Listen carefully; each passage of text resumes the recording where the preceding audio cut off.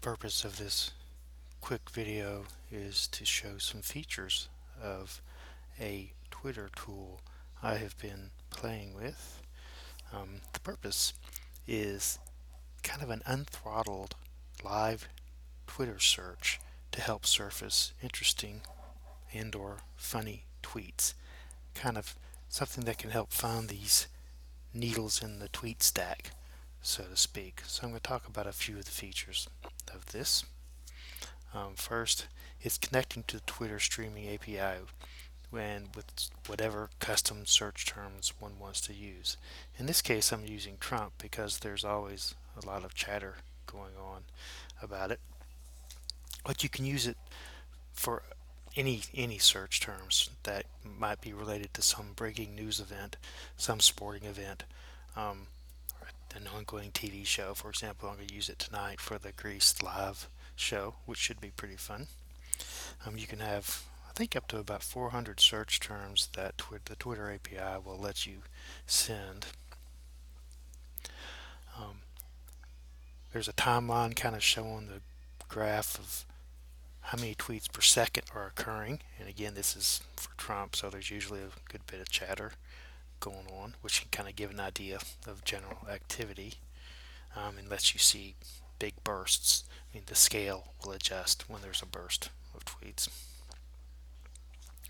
There are three main columns here that are having information kind of thrown at it automatically. First is this list of tweets to read. These are being shown at about 1 per second. You can adjust that. But the idea is to throw tweets out at about as fast as you could possibly read them. The funny coloring here is something that I've seen done by a company called Beeline for reading comprehension. Basically, you rotate the colors from red to black to blue to black back to red over and over. And it kind of helps your eyes find the lines in bodies of text. And they're using it in an educational context, and I'm trying it here for the point of view of trying to help be able to read the tweets faster. So these are coming at about as fast a rate as you can read. You can adjust it in the settings, and that it will stop or pause when you put the mouse over it. The third column here is using the speech API to speak the tweets, and it's speaking them at about a rate that's as fast as it can do it, where you can understand it.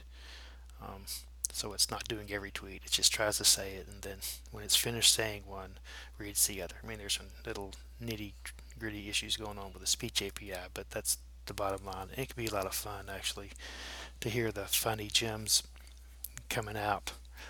A lot of times from people with very few followers that would have been hard to catch or to find.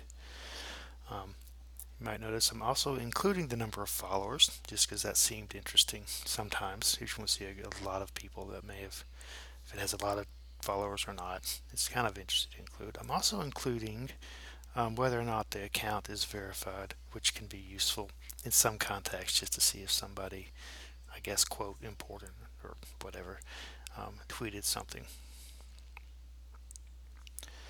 The third part, which is where the area of most of the development's going right now, has to do with reading every single tweet and trying to pick out automatically potential, quote, interesting tweets. This is using some standard machine learning stuff right now to try to do this. It starts with the first tweet and then accumulates this body of tweets and then computes an interest score relative to what it's seen so far to see whether to decide whether it should show it to be looked at more carefully. You can adjust this interest score to here.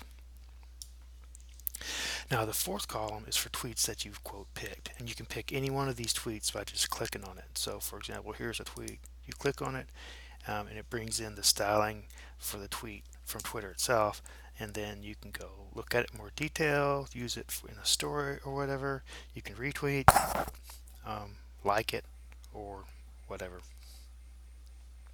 So that's the those are the basic properties, features of this little tool I've been playing with. It actually is a lot of fun to use for certain events. Um, it's pretty interesting, and I'm interested to see where this goes because it's a lot of fun to play with and work on and develop as well. And that's it.